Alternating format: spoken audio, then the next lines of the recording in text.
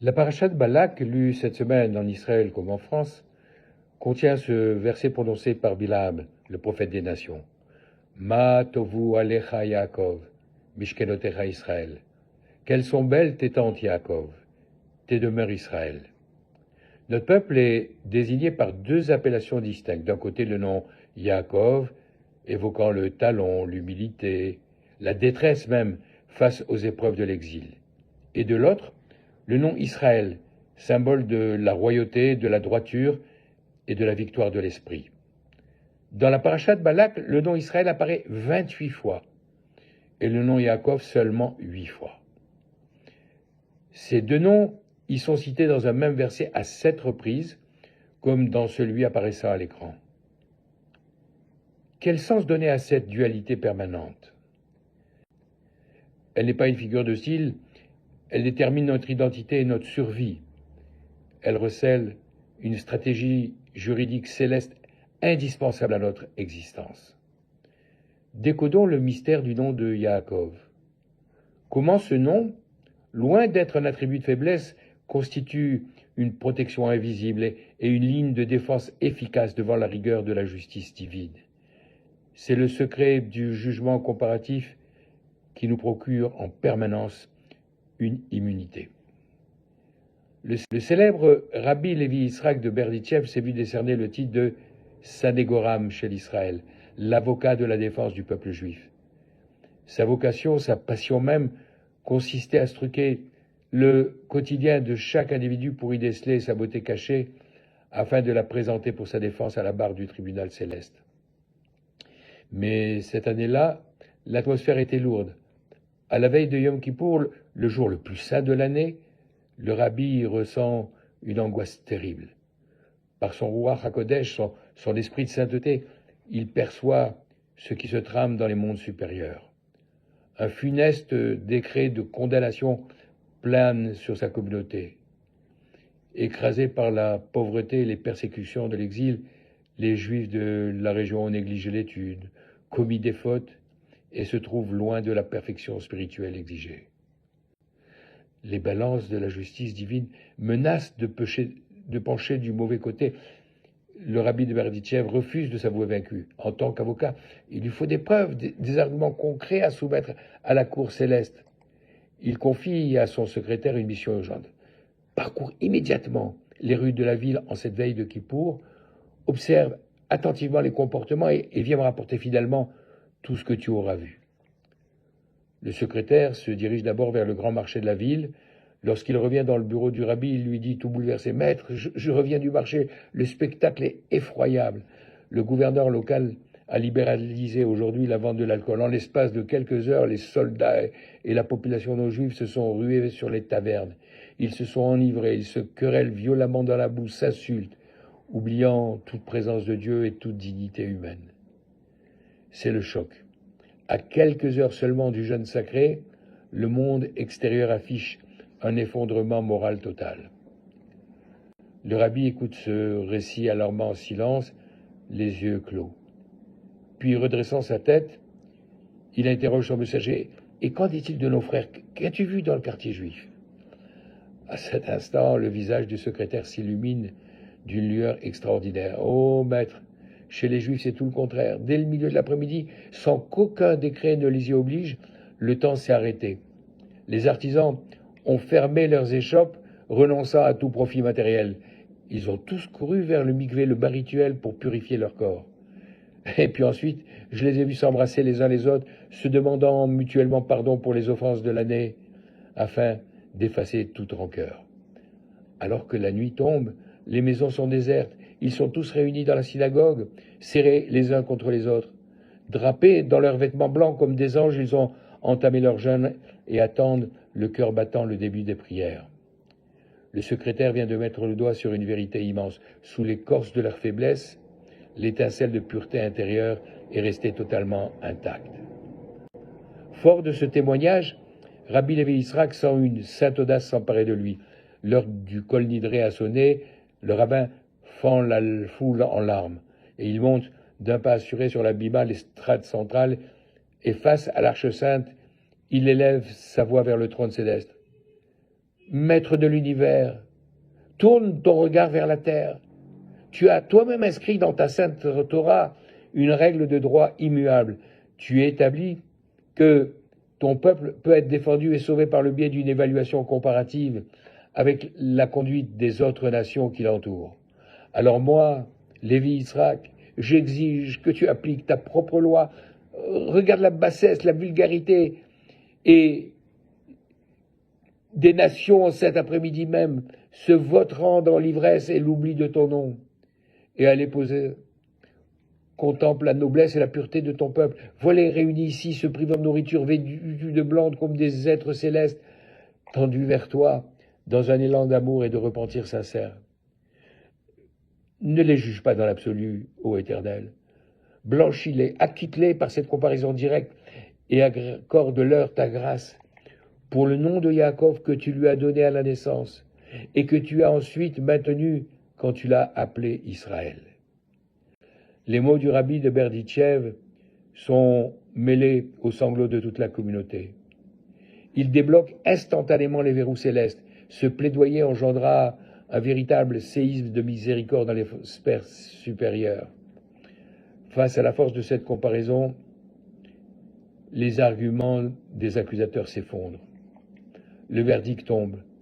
Le décret de condamnation est littéralement déchiré. Leurs fautes sont effacées et la vie leur est accordée. En un instant, l'angoisse cède la place à une joie indicible au sein de la synagogue, enveloppée par la tendresse divine. Cependant, au-delà de l'intensité de cet épisode historique, une question s'impose à nous. Quel est le secret intime qui se cache derrière ce dénouement? Pourquoi cet argument de la comparaison aux nations lié directement au nom de Yaakov est-il aussi déterminant devant le tribunal suprême? Les deux noms de notre peuple, Yaakov et Israël, forment une dynamique à deux niveaux. D'un côté, le statut d'Israël, celui qui combat pour Dieu, correspond à un état de perfection spirituelle absolue, sans faille. Sous cette appellation, le mode de jugement est strict. Le peuple était évalué uniquement sur ses propres mérites, de façon isolée. C'est un niveau prestigieux, mais extrêmement périlleux, car la perfection n'admet aucune approximation.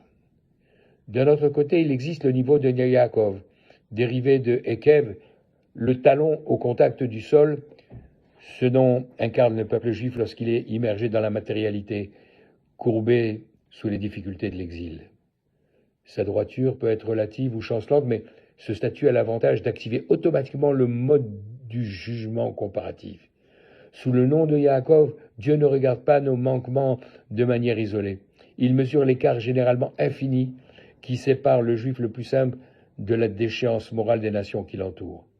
Et dans ce cadre comparatif, la valeur de l'étincelle juive l'emporte, et elle garantit ainsi notre salut. Cette dualité est aussi inscrite dans l'ADN arithmétique de la Torah, comme le souligne Maïmonide. Prenons les trois patriarches, Abraham, Yitzhak et Yaakov. Comptons le nombre de lettres de leurs noms lorsqu'ils sont écrits en hébreu. Il y a exactement 13 lettres. Faisons de même pour nos 4 matriarches, Sarah, Rivka, Rachel et Léa, et nous obtenons à nouveau 13 lettres. 13 lettres paternelles, plus 13 lettres maternelles, ça nous donne un total de 26 lettres. Or, 26 est justement la valeur numérique absolue du tétragramme, Yudke Vavke, le nom divin correspondant à la miséricorde la plus pure. C'est ce bouclier de 26 lettres qui garde et définit la dimension de Yaakov. Si le peuple s'élève au rang de Israël, le prince de Dieu, alors ce nom Israël rajoute 5 lettres à l'équation. 26 plus 5, ça donne 31. La valeur du nom divin de protection, Aleph Lamed, El, que l'on trouve comme signature à la fin du nom Israël. Conclusion, l'héritage de nos pères et de nos mères englobe sous des cloches protectrices notre identité. Elle nous garantit une protection infaillible, quelles que soient les fluctuations de notre fidélité spirituelle. Conscients de l'efficacité de ce double bouclier, nous pouvons mieux comprendre un épisode clé du livre de Bereshit, le fameux combat nocturne entre Yaakov et l'ange tutélaire d'Ésaü. À l'issue de cet affrontement, l'ange prononce cette phrase célèbre « Ton nom ne sera plus Yaakov, mais Israël ». On a souvent interprété ces paroles comme une distinction honorifique accordée au vainqueur. Nos maîtres y voient pourtant une réalité inverse. Il s'agissait en fait d'un piège machiavélique. L'objectif secret de l'ange d'Ésaü n'était pas de magnifier Yaakov, mais d'éradiquer définitivement le nom de Yaakov de l'histoire. Pourquoi ? Parce qu'il savait pertinemment qu'en privant les Juifs du nom de Yaakov, il leur retirait l'accès au mécanisme de l'évaluation comparative. Réduit à n'être jugé que sur le statut d'Israël, c'est-à-dire face à l'exigence de la perfection absolue, il serait balayé à la moindre défaillance. Au moment où le peuple s'apprête enfin à en entrer dans la terre de Canaan, ce complot ressurgit. C'est l'alliance entre Balak, le roi de Moab, et Bilam, le prophète des nations. Ces deux individus s'unissent pour parachever la stratégie initiée par l'ange d'Ésaü. Lorsque Bilam monte sur les hauteurs avec Balak pour prononcer ses imprécations, ces termes sont d'une précision chirurgicale. « Viens, maudis-moi Yaakov, viens, exècre Israël ». Bilam ne frappe pas au hasard. Sa cible est double, car il connaît parfaitement la théologie du peuple juif. En attaquant simultanément et nominativement Yaakov d'une part et Israël d'autre part, il tente de pulvériser d'un seul coup les deux lignes de défense divine, d'annuler ainsi la protection conjointe des noms sacrés Yud-Ke-Vav-Ke d'une part et Aleph Lamed d'autre part. C'est une guerre d'extermination spirituelle totale qui se joue juste avant l'entrée en terre promise. À ce moment-là, Hachem bloque le complot de Bilham, qui est obligé de reconnaître « Mais comment maudirais-je celui que le nom El n'a pas maudit ? Comment menacerais-je celui que le nom Yud-Ke-Vav-Ke n'a pas menacé ?» Dans un retournement complet, le prophète des nations grave ensuite ces deux statuts de manière indélébile dans la conscience humaine. Et au lieu des imprécations demandées par Balak, Bilam laisse jaillir ce chant d'admiration. « Ma tovu olecha Yaakov » « Oh, qu'elles sont belles tes tentes Yaakov !»« Mishkenotecha Israël » « tes demeures Israël ». Loin d'avoir été gommé, le nom de Yaakov et celui d'Israël se trouvent maintenant réunis majestueusement, devenant les premiers mots que nous prononçons chaque matin en entrant dans nos synagogues. Finalement, ce secret des deux noms constitue notre assurance-vie permanente à travers l'histoire. Lorsque nous étudions la Torah et accordons nos actions en conséquence, nous rayonnons sous l'égide d'Israël, validé par nos propres mérites. Mais lorsque le fardeau de l'exil s'alourdit, que la fatigue se fait sentir et que nous trébuchons, le bouclier de Yaakov s'active immédiatement au-dessus de nos têtes.